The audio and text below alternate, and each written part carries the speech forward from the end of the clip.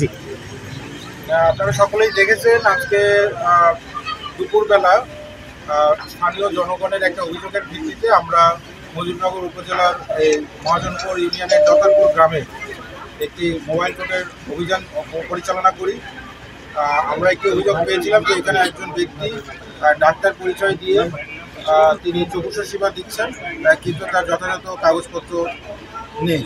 তো সেই অভিযোগের ভিত্তিতে আমরা দ্রুততার সাথে ঘটনাস্থলে চলে আসি।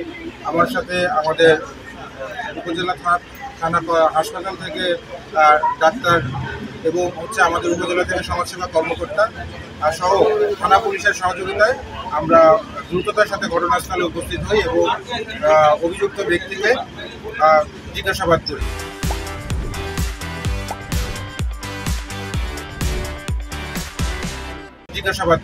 এবং তার সাথে কথা বলে আমরা দেখতে পেয়েছি এবং তার যে কাগজপত্র সেখান থেকে আমরা বুঝতে পেরেছি যে তার আসলে কোনো বিএমডিসি রেজিস্ট্রেশন নাম্বার নাই এবং তিনি যে বিএমডিসি রেজিস্ট্রেশন নাম্বার ব্যবহার করছেন সেটি অন্য একজন ডাক্তারের, যেটি পরিষ্কার আইনের লঙ্ঘন। তিনি এমবিবিএস ডিগ্রিধারীও নন, তিনি কোনো বিডিএস ডিগ্রিধারীও নন।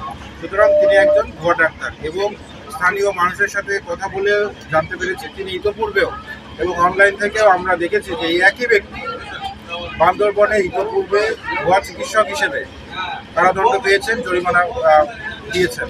সুতরাং তিনি একজন রিপিটেটিভ ভুল অন্যায় কাজ করে আসতেছেন।